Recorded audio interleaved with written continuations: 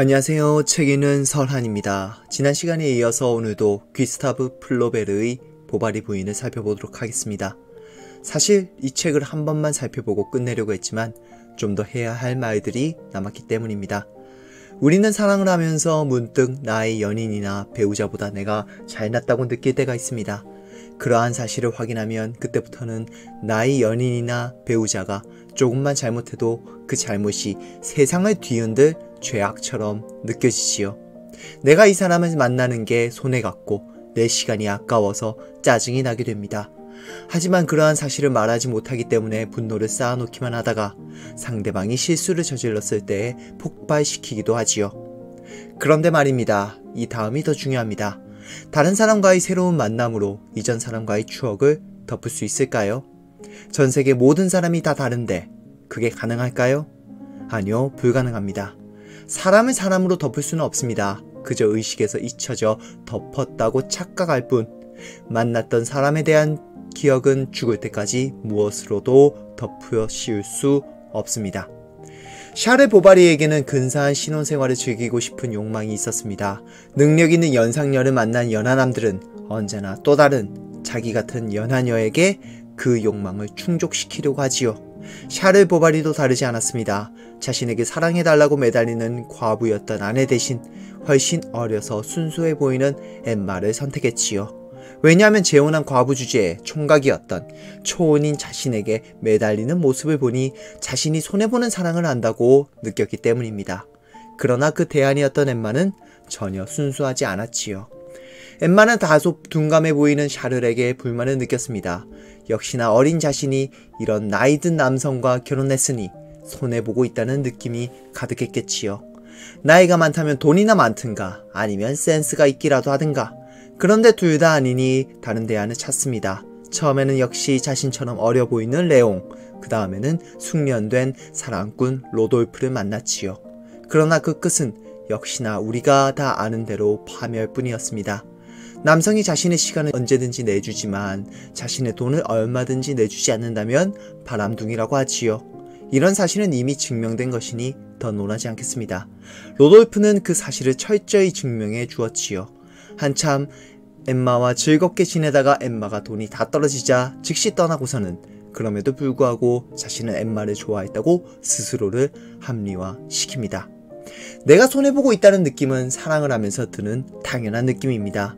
그런데 그 느낌을 진심으로 삼아버린다면 이렇게 손해보는 사랑을 다른 사람으로 바꾸면 되지 않을까 라는 생각에 빠져들게 됩니다. 그리고 그 생각들을 이어가다 보면 다른 사람과의 관계로 그 관계를 대체하려고 하지요. 하지만 그러한 시도가 성공한 경우는 별로 없습니다. 왜냐하면 사람은 모두 제각각 다르며 그래서 사람으로 사람을 덮는다는 것은 불가능하기 때문입니다. 사랑은 사실 확고한 자존감이 아니라 천박한 열등감의 일종입니다. 나보다 더 나은 사람을 만나고 싶은 것은, 그 관계에서 내가 이득을 보고 싶은 것은 나 자신의 자존감이 낮기 때문입니다. 그래서 내 옆의 나보다 모자라 보이는, 심지어는 내 발목을 붙잡을 것 같은 연인을 미워하고 증오합니다. 내가 그 연인과 함께 한다는 것, 헤어지리라 결심한다고 할지라도 그 연인이 사실 내 곁에 있다는 것은 내가 그 연인과 같은 수준의 사람임을 의미합니다. 그게 사람을 미치게 만드는 것이지요. 오래 사귈수록 그 연인의 단점이 보일수록 내가 저 사람과 같은 수준이라고? 나는 더 나은 수준인데? 이러면서 필사적으로 벗어나려 하지만 벗어날수록 만나는 사람들이란 더 낮은 수준의 사람들 뿐입니다. 사람으로 사람을 덮을 수 없기에 자신을 성찰하지 않고 자신의 연인에서 자신의 거울을 보는 줄도 모르고 뿌리치기에 귀결될 수밖에 없는 결과입니다. 연인을 걷어찰 때에는 우리는 그 연인의 단점을 보고 어떻게든 그 연인을 도덕적으로 부당한 존재로 폄하하려고 합니다. 그러나 그렇게 하면 할수록 나의 자존심이 높아지는 듯한 기만에 빠지지만 정작 나의 자존감은 낮아져 갑니다. 나는 단점만 찾을 줄 아는 사람이 됩니다. 이별을 당하는 쪽이 되었을 때에는 어떻습니까? 연인의 커다란 단점도 갑자기 장점이 되고 한없이 날 차버린 그 연인이 그리워집니다. 그리고 그 연인의 모든 것을 사랑하게 됩니다. 심지어 아내가 죽은 뒤 바람났음을 깨달은 샤를도 그러했습니다. 아내가 아직 살아있는 것처럼 샤를은 그녀의 기분을 맞추어 주려는 듯 그녀가 좋아하는 것들을 사들이고 사용했다. 그는 에나멜 장화를 샀고 또 흰 넥타이를 맸다. 콧수염에 포마드를 바르고 또 엠마처럼 약속어음에 서명했다. 이처럼 엠마는 무덤 속에서 그를 타락시켰다. 매일 밤 그는 엠마의 꿈을 꾸었다. 언제나 똑같은 꿈이었다. 그가 엠마에게로 가까이 다가가서 꼭 껴안았다고 생각하는 순간에 품속에서 떨어져 나가는 그런 꿈이었다. 소설은 사실 이러한 샤를의 모습도 우스꽝스럽게 그립니다. 그 모습을 당당하게 그린다면 그것이 더 문제겠지요. 오히려 내연남 로돌프는 당당합니다. 로돌프는 샤를의 모습을 보고 웃기다고 생각하기까지 합니다.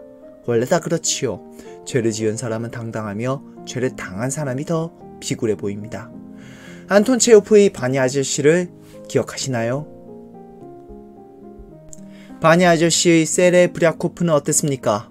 세레브랴코프의 아내를 짝사랑하면서 정작 세레브랴코프의 농장을 위해서 한평생을 바쳤던 그의 전 처남 바냐는 어땠습니까? 바냐의 사랑은 정말로 도덕적으로 잘못된 것이며 그는 전 매부를 위해서 노동만 하는 한심한 인물이었습니다. 그러나 문학의 주인공은 잘난 세레브랴코프가 아니라 못난 바냐가 되었지요.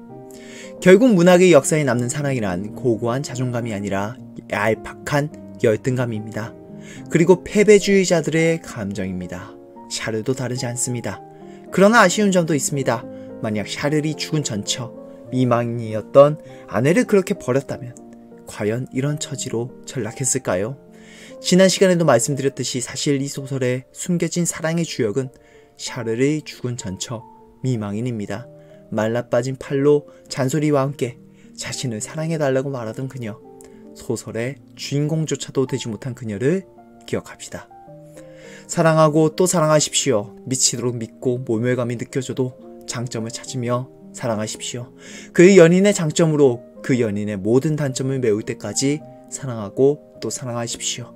그 사랑만이 여러분들의 마음을 건강하게 할 것입니다. 배보다 배꼽이 더 컸던 보바리 부인 리뷰 여기서 마치겠습니다. 오래된 책처럼 낡고 부족한 리뷰 시청해주셔서 감사합니다. 구독과 좋아요는 책을 읽고 나서 책을 더 읽고 싶다고 느낄 때 해주시기 바랍니다. 감사합니다.